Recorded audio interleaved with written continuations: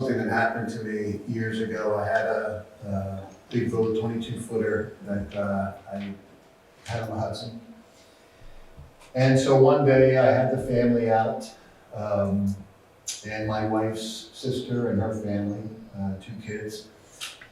And so we went up, took a drive up to Cold Spring and came back.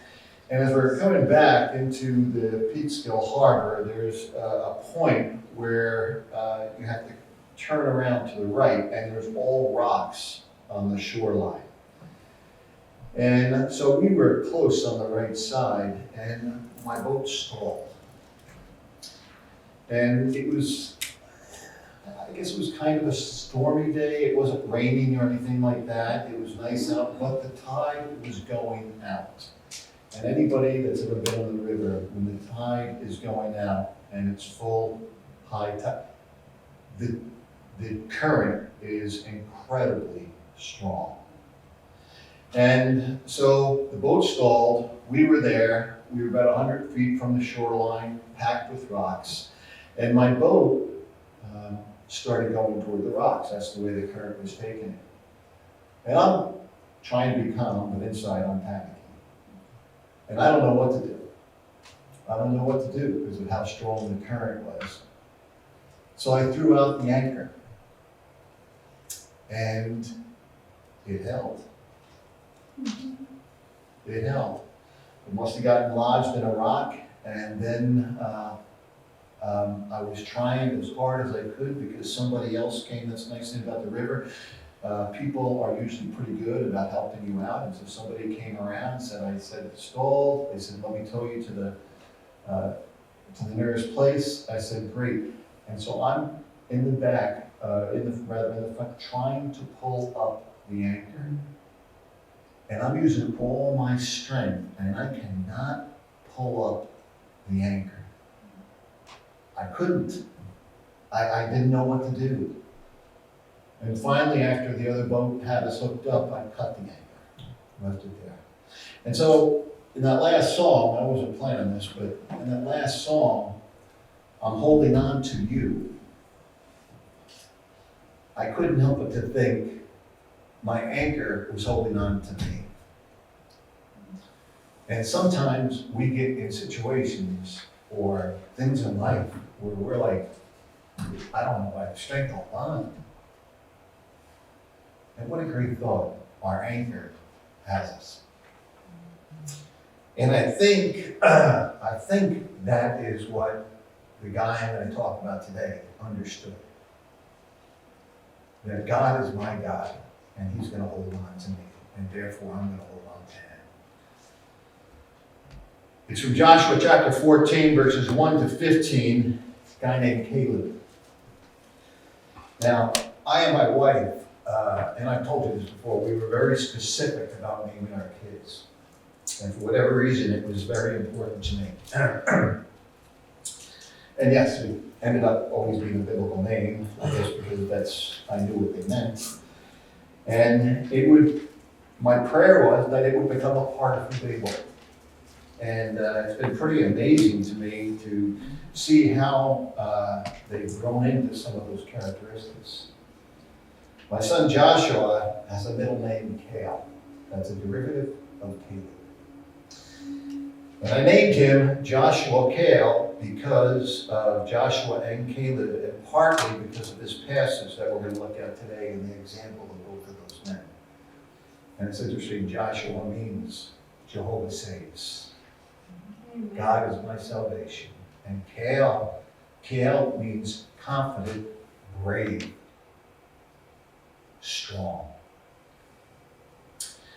Well, this is Israel. After years of roaming the desert, and they came into this land of Canaan, the promised land, and they had this conquest, and it was finally under control. And the land east of the Jordan River had already been allocated to Reuben and Gad, half of the tribe of Manasseh, by Moses, before the Israelites crossed the river into the promised land. That's in Numbers 32. And now, with the fighting almost at an end,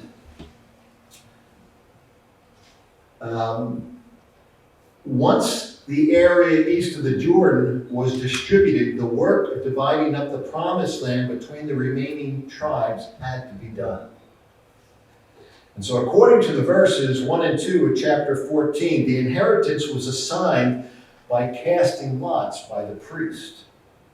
Let me read chapter 14, 1 to 15. Now these are the areas the Israelites received as inheritance in the land of Canaan, which Eliezer the priest, Joshua son of Nun, and the heads of the tribal clans of Israel allotted to them. Their inheritances were assigned by lot to the 9.5 tribes, as the Lord had commanded through Moses. Moses had granted the 2.5 tribes their inheritance east of the Jordan, but had not granted the Levites an inheritance among the rest. For Joseph's descendants had become 2 tribes, Manasseh and Ephraim. The Levites received no share of the land, but only towns to live in, with pasture lands for their flocks and herds. So the Israelites divided the land just as the Lord commanded Moses. Now the people of Judea approached Joshua Gilgal, and Caleb, son of Jephunneh, I can't even pronounce it, and the Kenizzite, and said to him, "You know what the Lord said to Moses, the man of God, at Kadesh Barnea, about you and me. Now then, just as the Lord promised, he has kept me alive for 45 years since the time he sent this to Moses while Israel moved about in the wilderness. So here I am today, 85 years old. I am still as strong as the day when Moses sent me out. I'm just as vigorous to go to battle now as I was then. Now give me this hill country that the Lord promised me that day. You yourself heard that the Anakites were there, and their cities were large and fortified, but the Lord helping me, I will drive them out just as he said."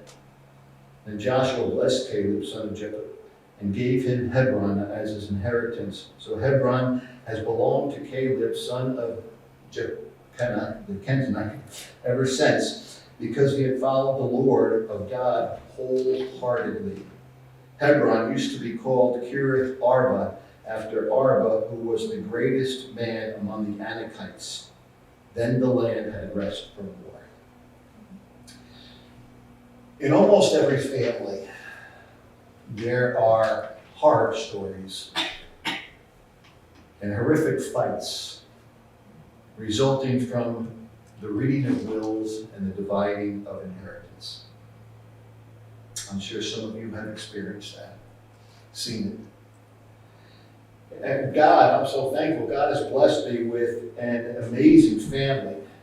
And when my mom passes, which I'm thinking that's going to be after me because she's a bit of a freak of nature, and she's going to be 102 in 2 months, and she's still going strong. But in my family, we're all on the same page. We don't need or want our parents' money. We have no problem with any kind of inheritance. But I have witnessed numerous divisions in families at funerals and grave sites over inheritance. And it's so sad, but it is so true. One pastor, he said this, he goes, "In my family, my grandfather had fallen out with his brothers and sisters over the division of the inheritance, and he didn't speak to them again for years. The mystery to me was how little money and property was involved." So, there's obviously some contention here with the Israelites as they're dealing with this inheritance. By the casting of lots for their inheritance, the Israelites got what they got, and it was left entirely in the Lord's hands. They couldn't complain. There could be no objections. But once the land was divided, and this is a key thing, because sometimes we don't realize this, once the land was divided, it has to be the responsibility of each tribe to complete the task of conquering the land they had inherited.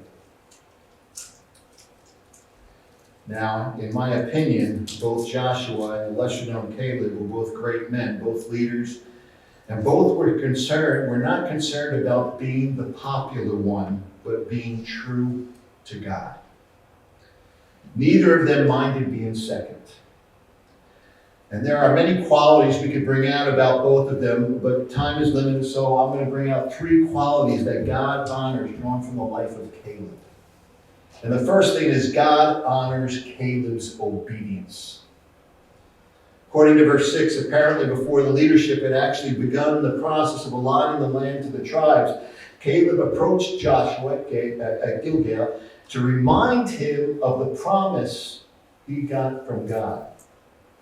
And he said, and this is the American Standard, then the children of Judea come to Joshua at Gilgal, and Caleb, the son of Jephunneh, however you pronounce it, the Kenizzite, said to him, you know the word which the Lord said to Moses, the man of God, concerning you and me in Kadesh Barnea. And Caleb then goes on to, in verse 7, to tell the story about how he and Joshua had been 2 of the 12 spies sent out by Moses to scout out the land of Canaan. Some of you know that story. And he said, I was 40 years old when Moses, the servant of the Lord, sent me from Kadesh Barnea to explore the land. And I brought him back a report according to my convictions. But my fellow Israelites who went up with me made the hearts of the people melt in fear. I, however, followed the Lord my God wholeheartedly. So on that day Moses swore to me, the land on which your feet have walked will be your inheritance and that of your children forever, because you have followed the Lord my God wholeheartedly. Not one of the other spies disagreed on the value of the land in Canaan. It was everything they had promised, were promised and more. And it truly was. It was a land flowing with milk and honey. And these spies, they didn't differ on the description of the people and their cities. The cities were large and were well fortified. And the people of the land, there was a lot of them. They were numerous. The cities were filled with giants. Now, I don't know if you realize, but the Anakites, they were the descendants of Goliath. So there was a lot of Goliaths walking around. And the point is that the 10 spies, they only saw the danger. And 2, Caleb and Joshua, they saw the opportunity. The majority measured the giants against themselves. Caleb and Joshua measured the giants against their God. And in the midst of this growing fear, Caleb, he stood up and he dared to disagree with the majority report. With a boldness and confidence, just what his name means, especially his boldness and confidence in the promises of his God. This is what he said. He quieted the people before Moses, and this is in Numbers 13, and shouted to the people, let us go up at once and take possession, for we are all well able to overcome it. And it's interesting because at that moment, Joshua was silent. Now, he agreed 100% with Caleb, but he remained in the background because Caleb had become his spokesperson. And that was just fine with Joshua. He didn't mind being second. Joshua did stand with Caleb, and he challenged Israel with Caleb to act on God's promises. That's in Numbers 14. And that's a great tribute to Joshua. Caleb had the floor, so he just fully stood 100% in agreement behind him. And not only did Caleb's and Joshua's warning go unheeded, but they almost got stoned to death for standing against the other spies. That's in Numbers 14 again. And can you name even one of those other 10 spies? We have no idea, right? The point is that we seldom remember the name of those who blend into the majority. Most of the heroes are people who stood against the wrong philosophies of their day, and they chose to forge ahead no matter what others thought. And I'm thinking we are in great need of leaders like that in America today. Not afraid to take their stand, come what may, and speak the truth and believe God and His Word. And I'm loving what I'm reading and seeing about a lot of these celebrities that are standing up and speaking out, not only about their faith, but about what's going on in our society. And I'm hoping and praying that we see a whole lot more of it, because things are not going to get necessarily better. And we're going to need our heroes. And we can be those people. We don't have to be mean or combative, just honest and truthful, and then stand in His Word. I guess the trick is to continue loving the people who stand against us. But that's what the cross says to us, and that's what Jesus demonstrated for us. Caleb had faith in the power of God. To Caleb, God was greater than the biggest giant. And just so you know, again, these Anakites, again, they were Goliaths. And Caleb was not naive about what he faced, giants and fortified cities. He didn't minimize the problems, but what he did was magnify his God. And he saw God as so much bigger than the problem they faced. He had seen God's hands, and he watched God's miracles in the desert. He knew, he believed, and he trusted 100%. Things are coming down the pike at record levels today. You guys read the news. You listen to it. Every day we read about it, because God has allowed this to take place. And it can get a bit scary. We can look at these giants and get a bit frightened. But God has already won the battle.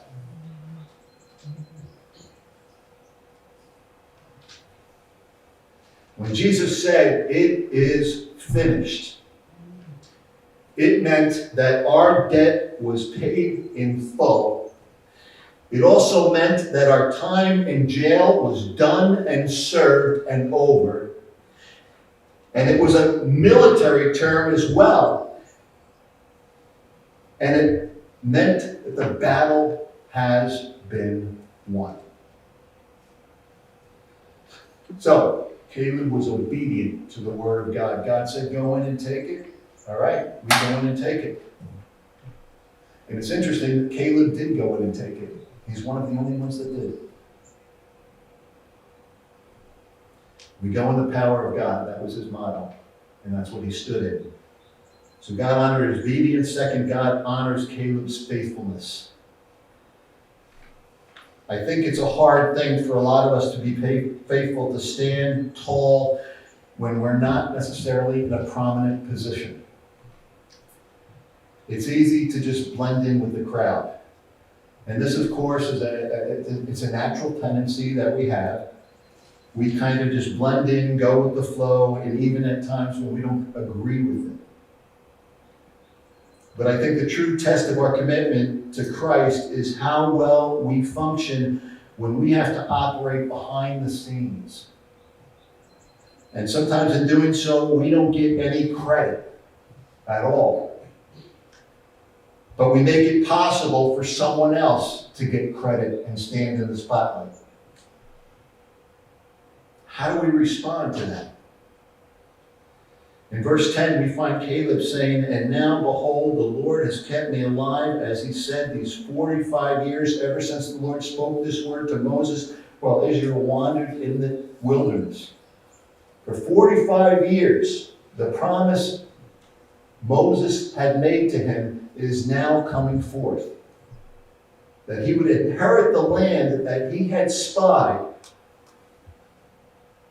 And so he was, for these 45 years, you gotta think he was discouraged. You gotta think he was a little exhausted. But he remained faithful. God said it through Moses, I believe it. He saw the land, he saw the giants, he knew what he was up against. He didn't bat an eye. He knew, he believed, he trusted. And being faithful, it doesn't mean that we don't have bad days. It just means when the rubber hits the road, we're going to be faithful to the Lord. And I believe the rubber is going to hit the road in our country, and we better get started rolling. We got a big God going for us. Third thing is God honors those like Caleb who do not quit. Today, people quit a lot. They quit jobs. It's too hard. I'm not making as much money as I would like. They quit marriages. They quit friendships.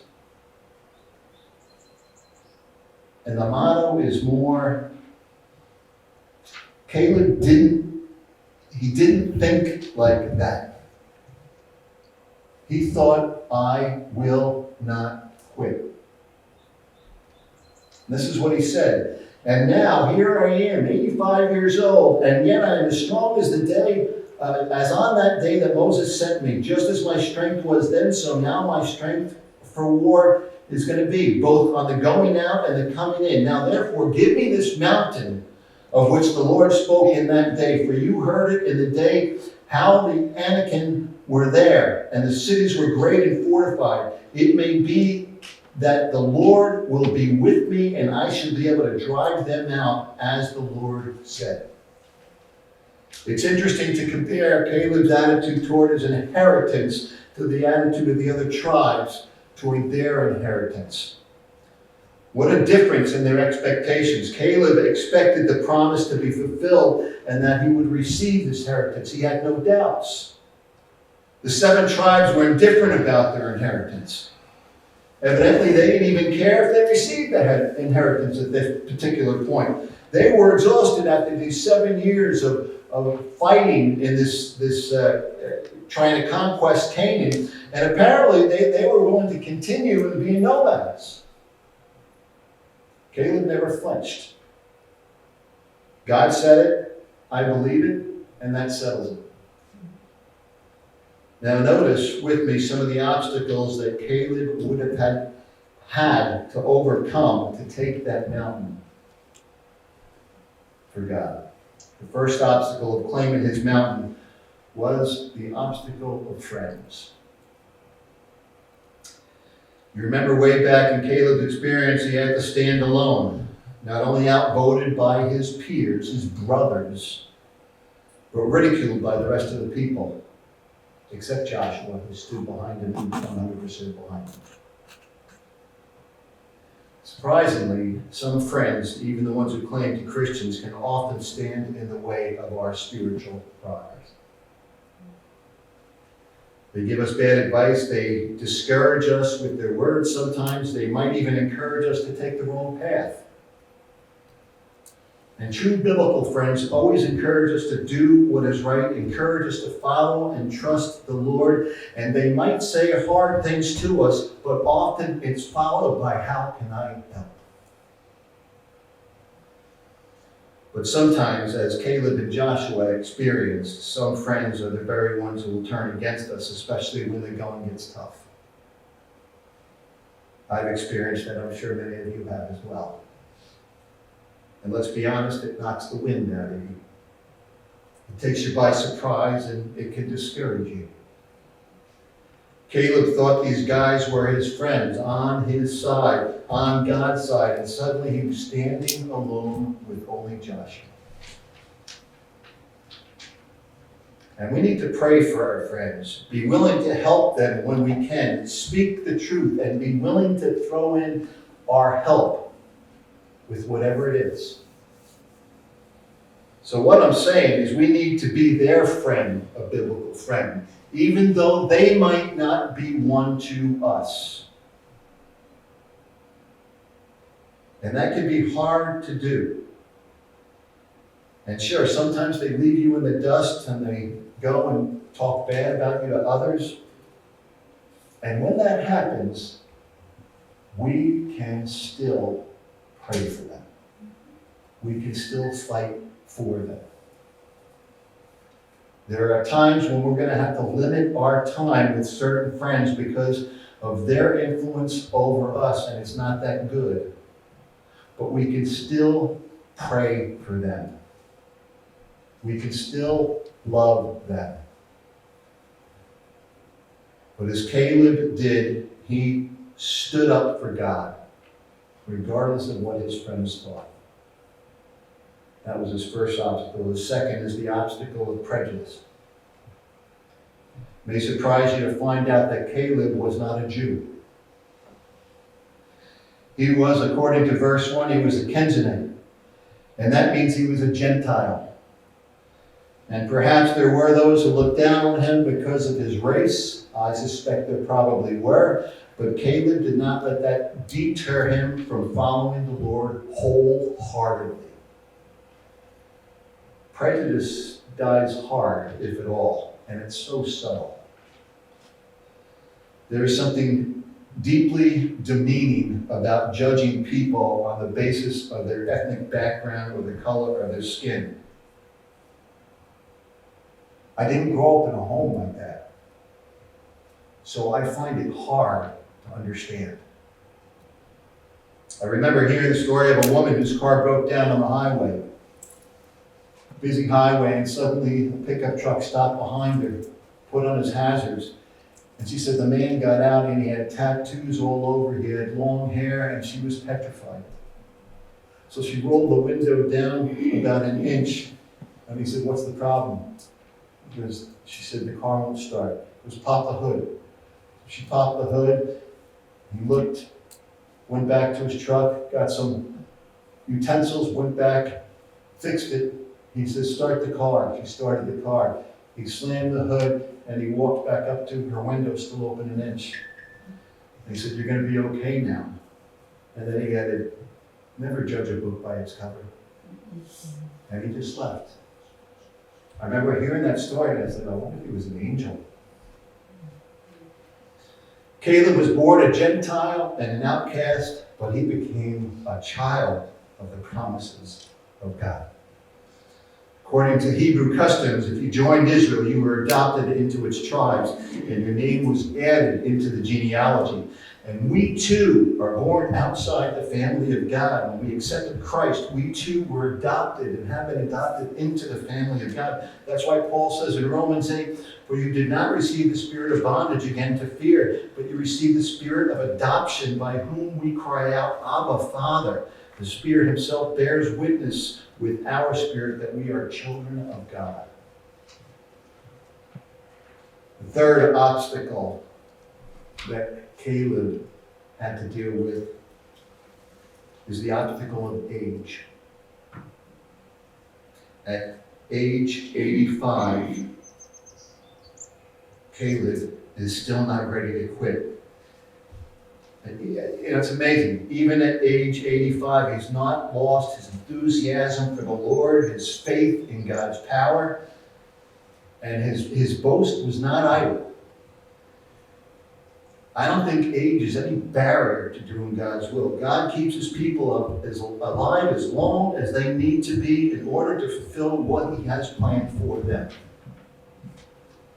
And the plan might be altered, but it's never going to be abandoned. And in our society, we speak about planning for retirement, and we think of setting money aside so we can kind of have an enjoyable, stress-free life for how much we have left to go. Now, I'm all for retiring. I can't drive and teach driving all my life. I'm getting tired of it now. I'm looking forward to retiring. But in the job that I'm in as a pastor, I knew a long time ago there is no retirement. And the job that you and I have as a child of God, there is no retirement. We can retire from working, but we never retire from serving God. But I am more convinced that we should be thinking about how we can use our senior years more productively in our service to God. With me, it might be speaking on a Sunday, it might be leading a Bible study. I don't know what God has in store for me. I remember my friend George Bartles.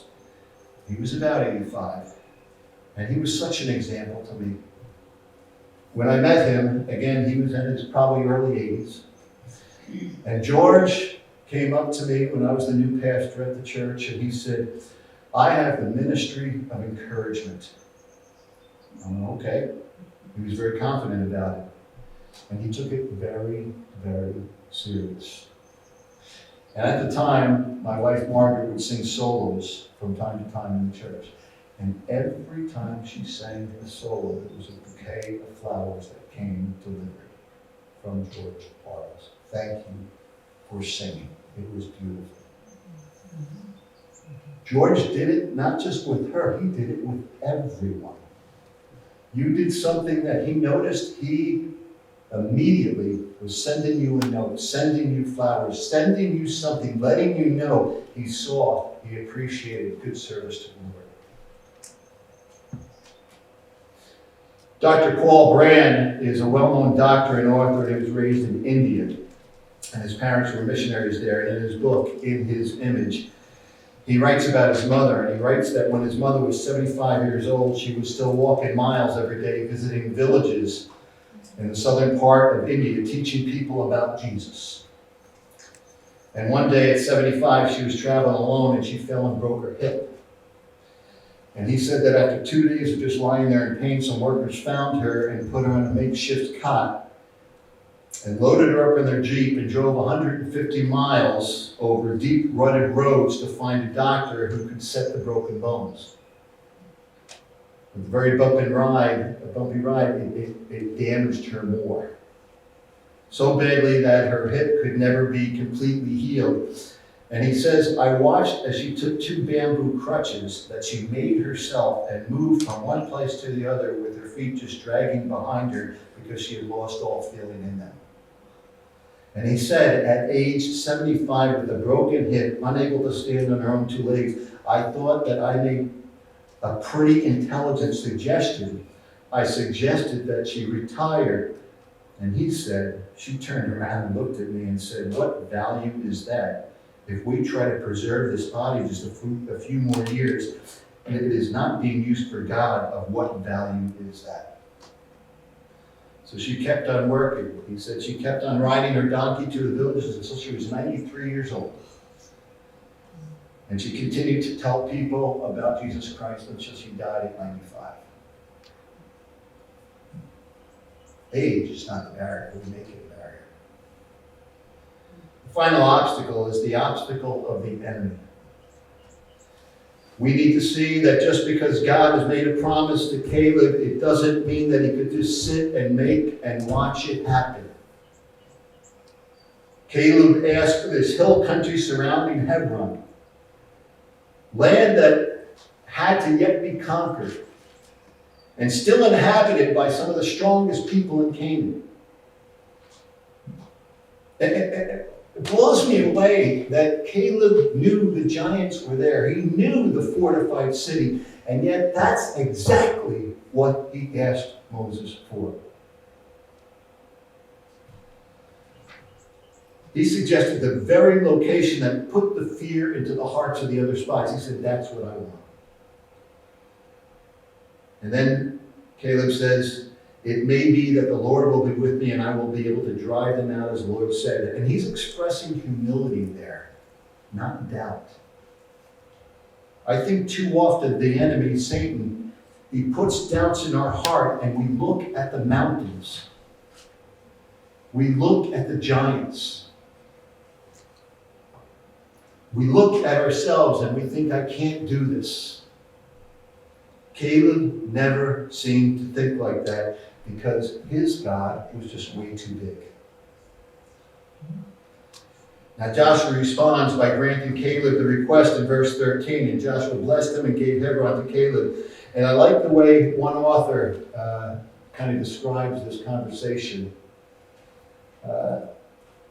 Now, it's sanctified imagination, we have no idea. But this is what this author said. Caleb, it's yours. You deserve it. I'm sorry I forgot about the promise. It's because of you that I mustered enough courage to take a stand against Israel's hostility and disobedience. It was because of you that I spoke out. Look, turn the page. Against their rebellion and unbelief. You helped me become the man that I am, a man that God could trust to lead Israel in place of Moses. I do strengthen you, Caleb, and you have been faithful to me. You supported me, helped me, encouraged me. You've never shown jealousy or resentment because you were not chosen to lead Israel, even though you were a stronger man than I at times, both physically and psychologically. I'm sorry I didn't remember God's promise myself. I'm glad you reminded me. It's yours. Take the mountain that God promised. Verse 14 says, Hebron therefore became the inheritance of Caleb because he wholly followed the Lord, the God of Israel. The secret of his success was that over his many years of service was that he wholeheartedly followed the Lord. And the word holy means wholeheartedly, with all your heart. That's what we were just talking about before. Caleb had followed God with his whole heart, and he was still doing it right at the end. He never wavered. Now, can we say that? Are we a Caleb? Does God have our whole heart without reservation? And when the giants come into our land, do we know the promise of God? Do we trust in it? God has our backs. He always has. The cross reminds us of that every week. And he just wants us to keep moving forward. The obstacles will come because the enemy does not want us to succeed. And they won't slow down. They'll change. They'll become different. But they'll keep coming because the enemy is intent on taking us down. But our God is bigger than that.